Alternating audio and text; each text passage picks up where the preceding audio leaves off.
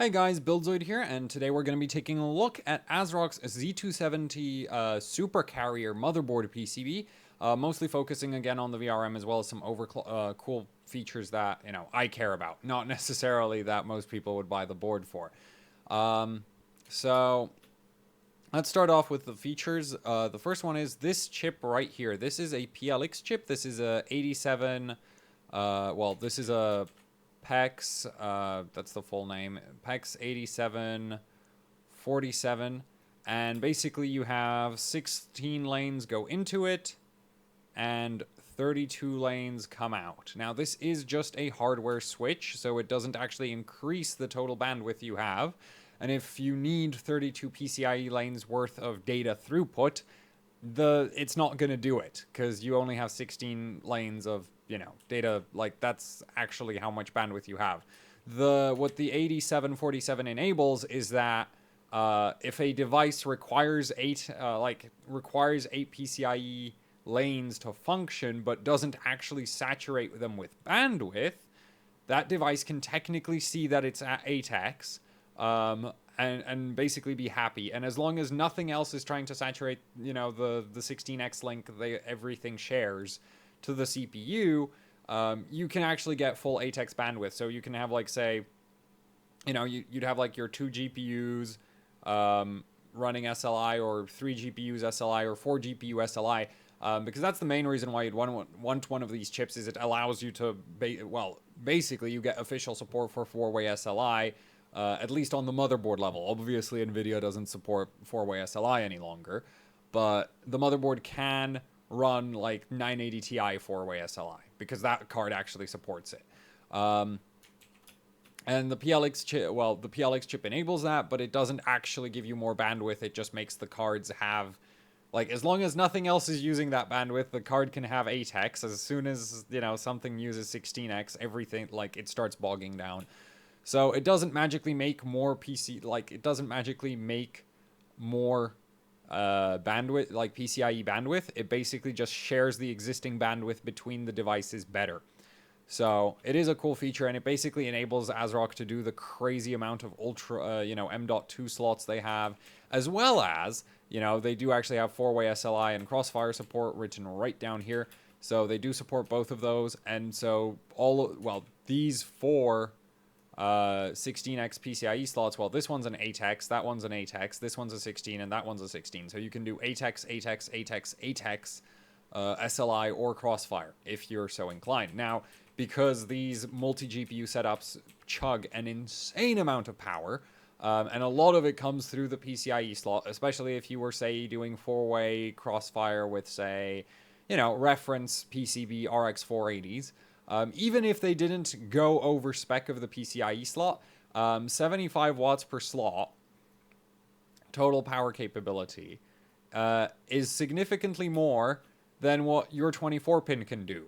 So your 24-pin has only 2 12-volt power connections, and those go to basically all the 12-volt power-fed devices that aren't the CPU VRM as well as the memory VRM. Those are typically on the 8-pin. The 8-pin does not help supply the PCIe slots.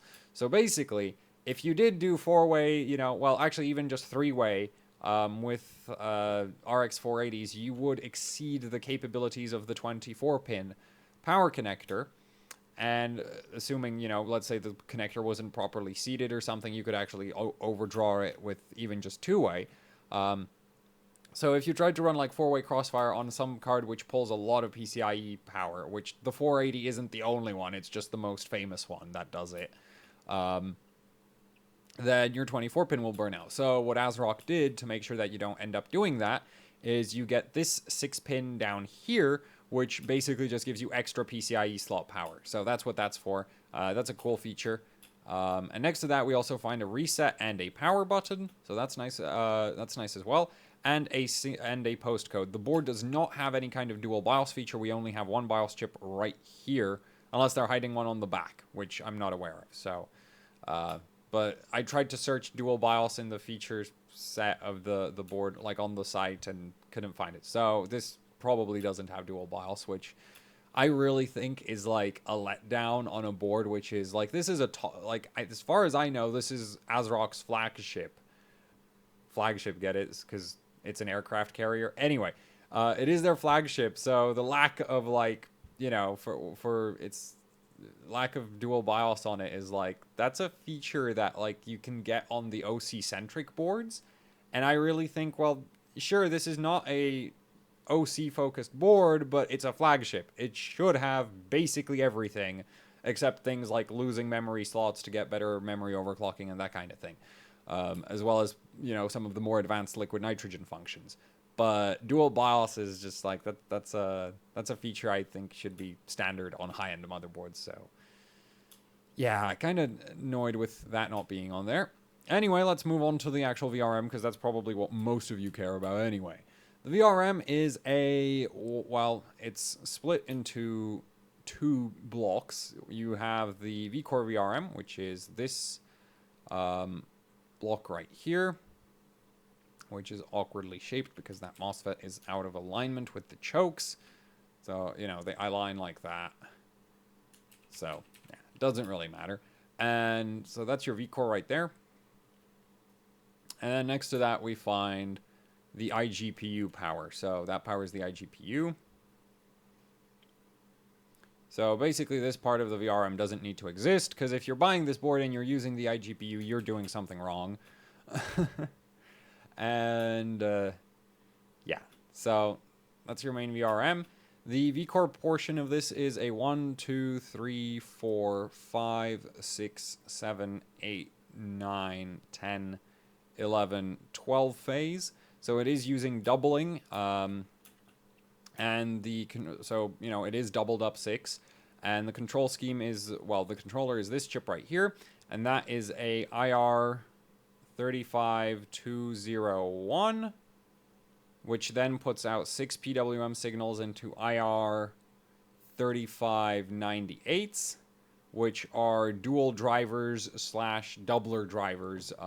So basically, you can run them in dual driver mode, where 2 PWM signals equals two phases of control, or you put in 1 PWM signal and you get 2 phases of output again, and they're interleaved, so it is a proper doubling scheme. So essentially, this is better in terms of voltage regulation. This is better than a 6-phase. It is arguable if it's better than an 8-phase. It certainly puts less strain on your 12-volt power supply, but the actual response that the phases will have is going to be a bit delayed, because the voltage controller just sees 6 phases. It won't balance 12 phases worth of current. It'll only balance 6. And the IR3598 doesn't have any kind of current balancing features built into it. So basically, it's a step above a 6. It's not necessarily better than a true 8-phase. However, I don't think I've seen a true 8-phase on any Z270 board, so this is pretty much the best thing. Actually, no, there is one board which has a doubled up 8-phase. So, no, but this is basically the second best phase count you can get on Z270, because there definitely isn't anything running a 7 with or without doubling. So, yeah.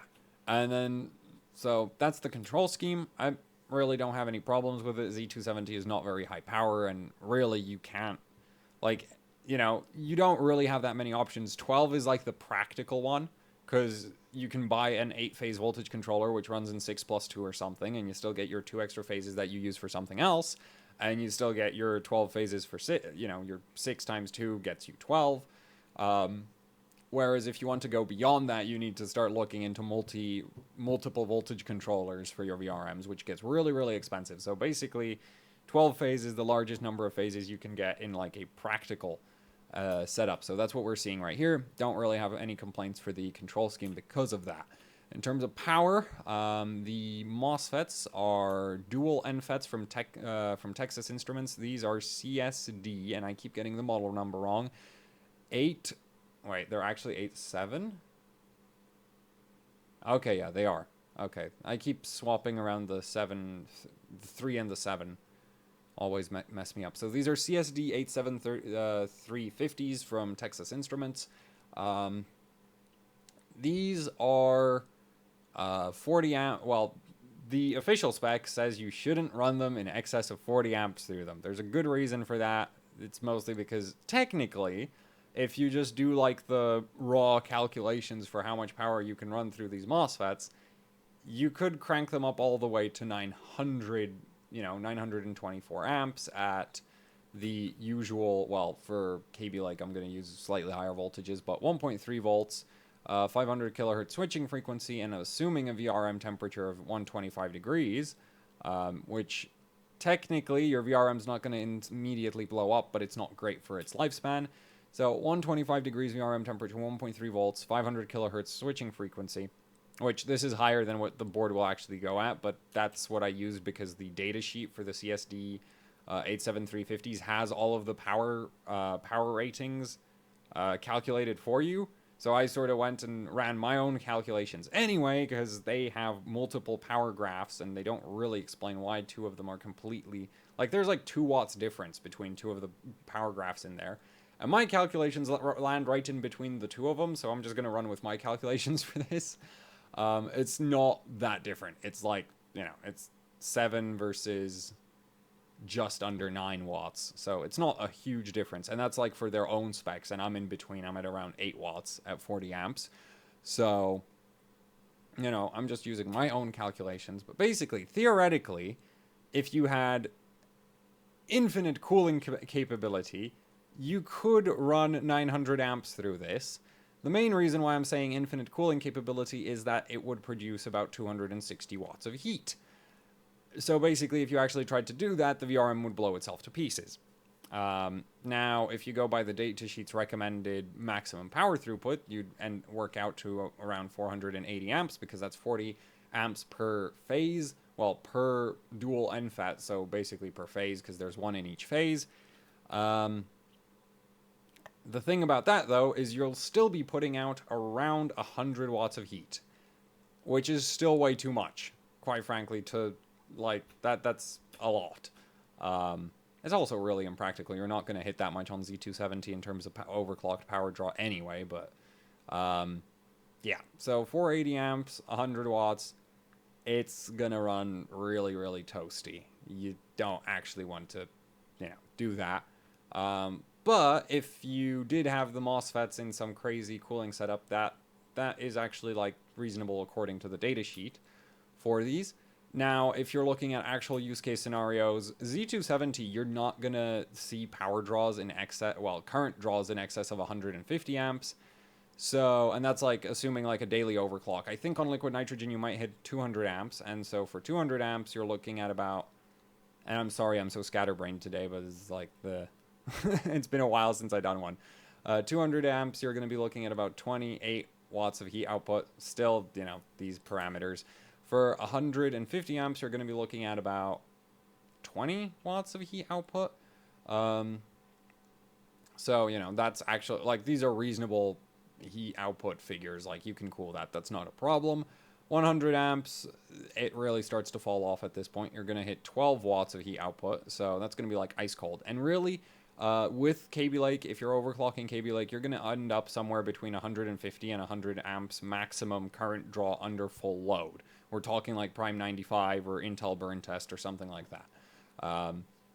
So for daily usage, you're going to be looking at even lower power draws than that. Now, so for like stock usage, you might be looking at like 60 amps, or if you're overclocked and you have like a 2-core or maybe a 4-core, not like fully maxed out workload, you might be around 60 amps. In which case, this VRM is going to produce only about 7 watts of heat. So basically, this VRM right here is plenty for any kind of Z270 overclocking you would want to do. Like, even on, like, liquid nitrogen, whatever you want to do, just fine. And, that's not surprising considering the Z170M OC formula. So that's the MATX overclocking focused, LN2 overclocking focused board. Uses, I'm pretty sure, exactly the same VRM, except maybe for a change of the driving scheme, as in it might not be using 3598s, it might be using like actual doublers like 3599s and then discrete drivers for each phase. But yeah, in terms of power, this VRM really for KB Lake, you're not going to have any kind of issue, any kinds of issues. in terms of Vcore power. So I don't really have any complaints there. The iGPU is a two-phase using the same dual NFETs from Texas Instruments. So again, the CSD 87350s. I have no idea how much power the iGPU on Kaby Lake uses. I have no interest to find out, but I will just give you current figures. So obviously, if you go by the datasheet spec, you're not supposed to exceed 80 amps on that, on two phases. So that would kick off about 16 watts of heat, and we are still running with the 125 degrees operating temperature assumption, 1.3 volts, and 500 kilohertz switching frequency. So 80 amps, you're looking at 60 watts. 60 amps, which I think is still way too high. Wait, no, I didn't even do 60 amps. I just skipped down to 40. 40 amps, you'd be looking at 6 watts of heat output, 20 amps, because I'm really not sure, and I think it's lower, like, it's going to be a lot. It's going to be on the low side of that. Is going to be 2.5 watts. So, yeah, that's, it's the iGPU. You're probably not going to be using that VRM if you own this board. If you are using it, well, it's still overkill. You don't have to worry about it. Now then, let's move on to the memory VRM, which conveniently for me is the same as, actually, like, Asrock have, like, standardized their memory VRM. They use this VRM everywhere, as far as I can tell. Now, I'm not 100% certain on what voltage controller this is. It's probably a UP1674, and the reason why I'm saying that is it's used on the OC Formula M board. It's used on the X370 Tai Chi, and then the actual VRM itself, like the power stages, we're looking again at these are again those. So that's those again. And there's two phases. That's the same as the Z170 OC Formula and the Tai Chi again. So basically, Asrock has this combination of memory VRM components that they just slap on every motherboard they do. And for DDR4, we're looking at the exact same ratings as the memory VRM here. This is really, exact same ratings as the iGPU VRM. So these figures right here apply. Actually, it'll be a little bit higher because, DDR4, you'll be safe up to like 1.5 volts for daily usage. So, it's going to produce a bit more heat at that voltage for any given current draw. The thing about DDR4 is you're probably not going to even break 20 amps. Even with like 4 sticks, 1.5 volts, even DDR4 4000, like, you're probably not going to even hit 20 amps of power draw. Like, RAM really doesn't pull a lot of power. This memory VRM is absolutely insane overkill.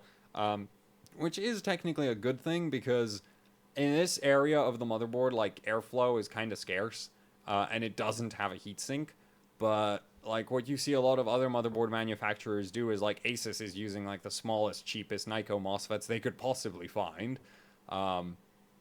And that's not saying it in a bad way. It's just, like, Asus is just going, like, okay, well, this is DDR4. It doesn't use a lot of power. We're not going to build a ridiculous VRM for it because it's a waste of, resources. Whereas Asrock is like, well, evidently they're buying so many CSD 87350s that they'll happily slap them on anywhere. So this is a ridiculous, absolutely ridiculous overkill memory VRM. It's like, there's, it's nice that it's really overkill. It's just kind of pointless, really. A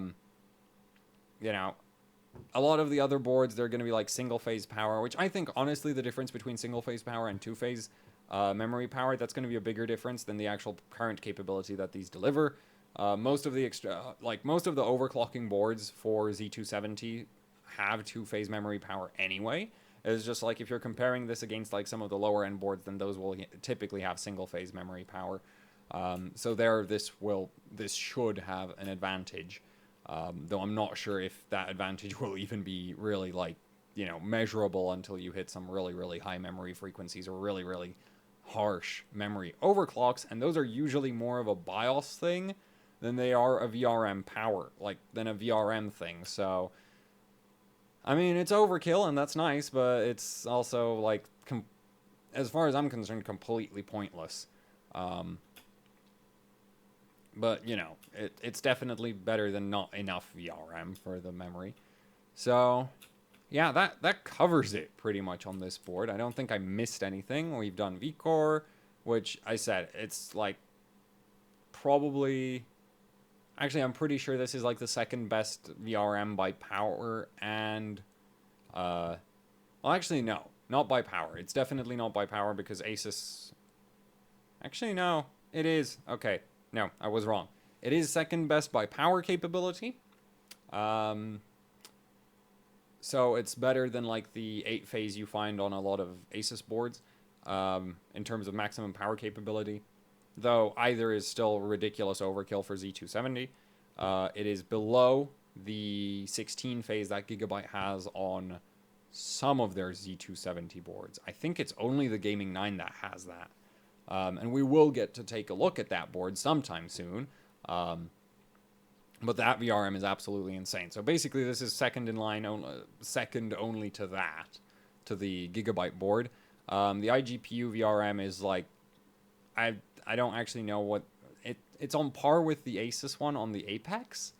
And as far as I'm aware, nobody actually makes a bigger iGPU VRM. Like nobody makes a bigger one than this. So, you know. And honestly, I don't even know why you would care about the iGPU. It's like, who uses that anyway? Memory VRM, ridiculous overkill. I've just been over that. So, yeah, I mean, Z270 is boring on the basis of that everything is overkill. You know, it's like, you don't need this, you don't need that. But, you know, if you're considering this board and you're worried about the VRM quality, well, you don't have to be because it's ridiculous overkill, as I've just gone over and reiterated for what seems to be the millionth time. So yeah, that's it for this video.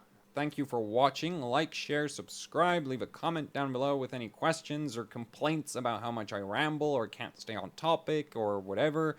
What else is there? Right, I have a Patreon, a PayPal, there's shirts, there's also the Junkyard. So the Junkyard is basically you can buy hardware I've used on AHOC to support AHOC because I need to get rid of it, and a lot of it's not in a state where I could probably sell it on eBay. Like, you know, the M-Power is, for example, completely covered in Plastidip, so yeah. That's not exactly, you know, it's hard to get rid of those kinds of things at this point. But if you would like to support AHOC, please check those things out. It really helps a ton to you know, like, yeah, it helps a ton when you do any of those things. That's so awkward to talk about. Anyway, that's it for this video. Thank you for watching, and see you next time.